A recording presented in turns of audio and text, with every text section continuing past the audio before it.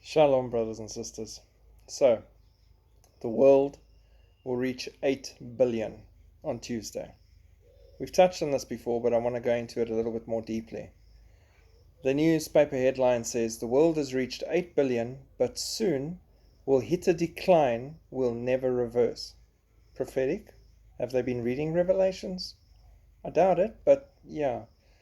We never know precisely how many of us are alive at any one time, but this Tuesday, the United Nations' best estimate on when we'll reach 8 billion human beings is just that. While the Earth's population is growing quickly, the growth rate is starting to slow down. Eventually, it will start falling and our societies will shrink. Humanity is changing day by day in ways we can't perceive, but in ways that will reshape our world in the coming century. We've hit peak child.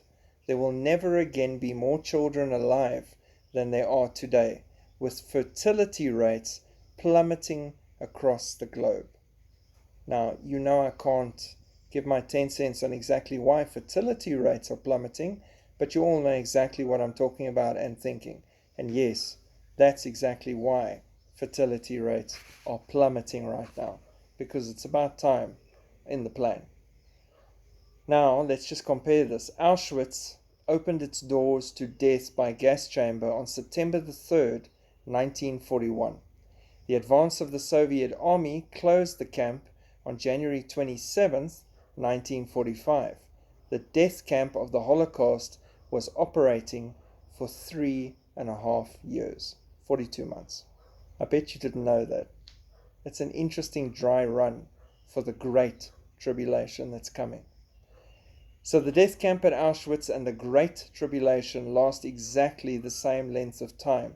That's where the comparison stops.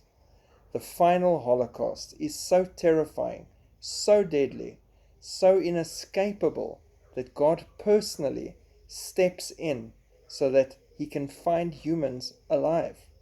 It says so in the Bible. If he doesn't shorten those days, there will be nothing left, which is exactly what the enemy wants because he hates mankind.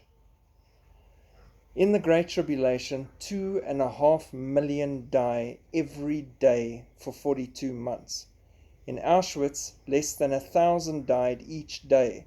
That means 2,500 times more people die every day when compared with Auschwitz. The number of people that died every day at Auschwitz will die every 30 seconds in the Great Tribulation. Or in other terms, living on earth will be like living in an Auschwitz death camp, and its death toll will be the equivalent of an Auschwitz Holocaust twice a day for 42 months. It's beyond rational comprehension what's coming. 1 out of every 2 people will die during the tribulation. Revelation 6 verse 8 and onwards. Some through war, others by starvation, many by beasts of the earth, whether by death that comes instantly or the less dreaded or slow painful death that lingers. 50% of all people will die. Just wrap your head around those numbers, knowing we're on 8 billion. 1/3 of all vegetation will be burned up, all grass, every tree, everything green destroyed. Revelations 8 verse 7. The sun and the moon darkened. Revelations 8 verse 12. The gates of hell opened, and hordes of locusts the size of horses come upon the earth. The locusts allowed to sting men like scorpions, and the pain lasting 5 months. The Bible says they will beg for death, and they will not die. Revelations 9 verse 3 to 6. There will be worldwide famine, unlike anything ever seen, worse than we're even seeing now. This is just the build-up. Revelations 18:8. There will be a world war so bloody, the blood of those killed in battle flow for 200 miles up to the bridle of a horse in the valley of Jezreel. Revelations 14:20. And for the Jews, 2/3 will perish as they are refined through the fire.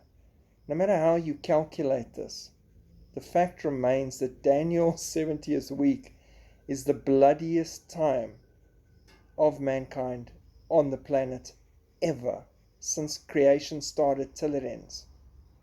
Now you understand why God refers to the rapture as the blessed hope.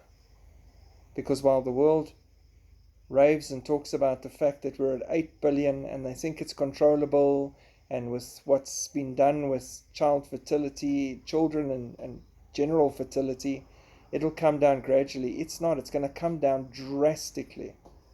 The waters will drop and drop and drop. The comparison you need here is when it came to the end of the entire flood period, and it wasn't just 40 days and 40 nights, it was well over a year. The waters started decreasing.